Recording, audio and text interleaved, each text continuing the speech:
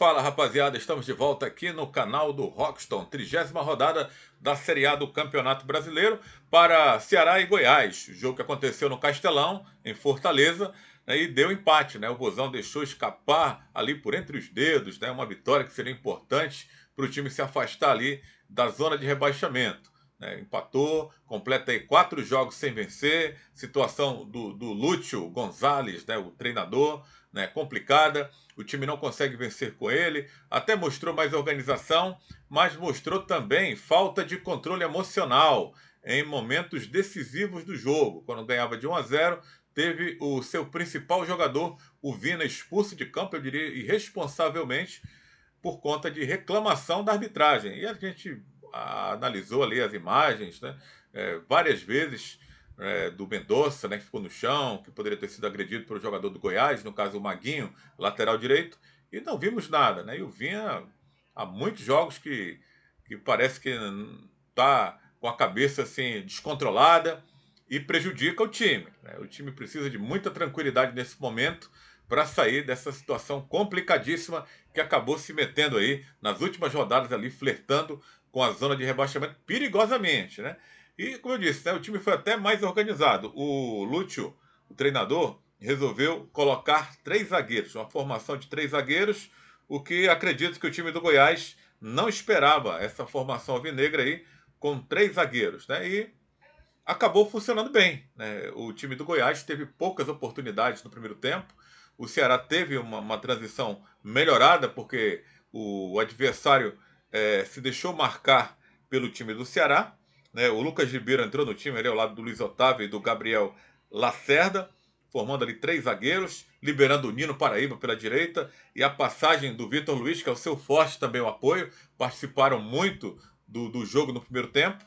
E o desenho do jogo foi esse, né? O Ceará tentando encurralar o time do Goiás, mas aquela história, né? A finalização do Alvinegro não é das melhores, por isso que o time tem dificuldades para marcar gols. Né? Teve uma bola na trave com o Guilherme Castilho, bom jogador, né? Um jogador que é jovem, às vezes o torcedor não quer apostar muito nele, mas é um cara novo, de 22 anos, ainda vai jogar muita bola, tenho certeza, por esse time do Ceará. De fora da área, a marcação deu mole e ele é um dos fortes dele, conseguiu acertar ali o travessão do bom goleiro Tadeu, né? Que fez um verdadeiro milagre numa cabeçada do Jora, numa cobrança de escanteio do Vina, e o Tadeu fez ali um verdadeiro milagre, defendendo ali o que poderia ser um gol do time do Ceará. Né? O Ceará que teve a maior posse de bola no primeiro tempo.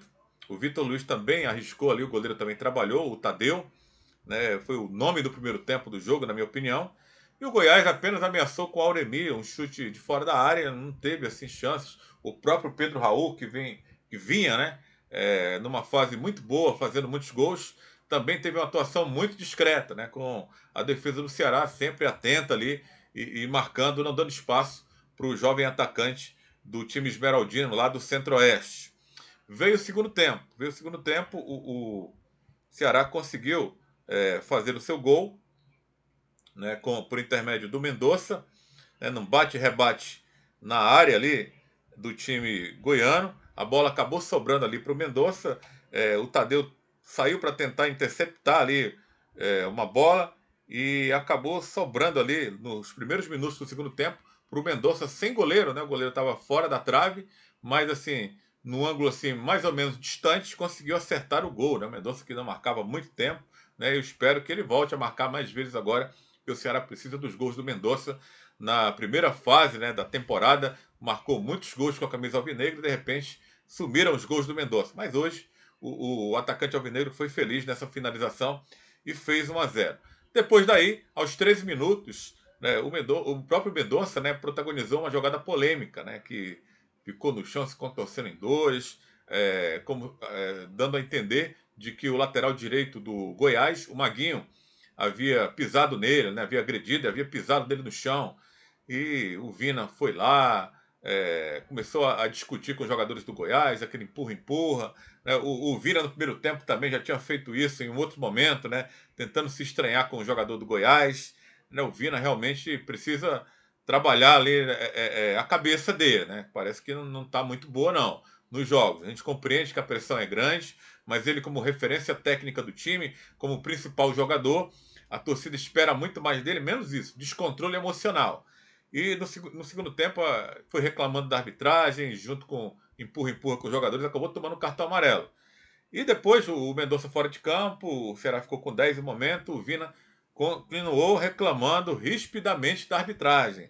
E aí o árbitro, na minha opinião, né, tinha que tomar essa atitude, né? Tava demais. O Vina quase encostava o rosto no rosto do árbitro, ficaria sem moral. Acabou expulsando o jogador do Ceará, o que poderia o Ceará ter construído, conquistado uma vitória mais tranquila, né? Já estava 1-0. O Vina acabou sendo expulso e prejudicou o Ceará de forma direta, colocando novamente o time goiano na partida. Que a partir daí passou a pressionar. O Jair Ventura fez algumas trocas no time, né? Que acabou fazendo com que o Goiás pressionasse o time do Ceará e o Ceará resistindo ali bravamente, né? E ia muito pouco ao ataque. O time do Goiás ainda perdeu algumas oportunidades ali no segundo tempo, né? Com o Nicolas que entrou, né? O próprio Goiás também perdeu um jogador importante no primeiro tempo, que foi o Marquinhos Gabriel, que saiu contundido. E no segundo tempo, né, o jogador que entrou no lugar dele, né, o Luan Dias acabou desperdiçando a oportunidade de longe, né, o João Ricardo defendeu, e no finalzinho do jogo, né, a gente falava, o Nicolas também perdeu uma chance, o próprio Nicolas foi feliz na finalização, porém, um chute de longe ali, né, o goleiro do Ceará acabou ali na infelicidade novamente, hein, falhando, na minha opinião. O Felipe Bastos finalizou de longe, né? Aí bateu roupa, né? Vai culpar o gramado de novo? Dessa vez acho que não, né? O João Ricardo, que é um bom goleiro, acabou soltando a bola e a defesa do Ceará estava desatenta. E no finalzinho, né? Os 47 minutos, o Nicolas acabou empatando para o Goiás. Polêmica no lance, ali se estava impedido ou não. O VAR demorou aí muito tempo, né? Para poder é, confirmar o gol do time do Goiás e o time empatou o jogo ali no finalzinho, uma ducha de água fria em cima do Ceará, que poderia ter segurado ali 1-0, mas, repito, né, por irresponsabilidade do Vina, que foi expulso, o Ceará acabou sendo prejudicado e cedeu o empate. E está aí pressionado, segue pressionado com 32 pontos. Né? O Avaí era o time que poderia, né, caso o Ceará fosse derrotado, poderia ultrapassar o Ceará, mas agora não ultrapassa. A torcida fica tranquila que nessa rodada o time não entra na zona de rebaixamento. O Avaí joga com o Botafogo nessa quinta-feira. E mesmo o Avaí vencendo, o Avaí chegaria aí a 31 pontos. O Ceará já tem 32. O Cuiabá, que partiu na frente contra o Bragantino, tomou a virada. Era outro que poderia superar o Ceará também em termos de classificação e pontuação. Então o Alvinegro se mantém ali na 15ª colocação, pode voltar à 16ª colocação, caso o time do Curitiba vença o seu jogo. Só que eu acho bem difícil o Curitiba vencer, porque ele vai encarar o líder Palmeiras, que está atropelando geral aí no campeonato. Então, não acredito aí numa vitória do Curitiba, acredito ali no quê? No empate. O Curitiba chegando ali ao empate, aí sim, poderia ultrapassar. A gente acredita e não acredita, né? Porque o Palmeiras joga em casa e a gente coloca mais ali o Palmeiras como super favorito para vencer mais um jogo aí na 30ª rodada da Série A do Campeonato Brasileiro. Mas o problema do Ceará é 6 vitórias que o time tem. Nesse momento, essa é a situação mais preocupante, que a gente tem que lembrar. O número de vitórias é o primeiro critério de desempate. O Ceará só tem hoje vitórias a mais do que o Lanterna Juventude, porque o Atlético Goianiense conseguiu uma vitória espetacular, uma virada espetacular contra o Fluminense. Tudo bem que estava jogando em casa, mas o Fluminense fez 2-0.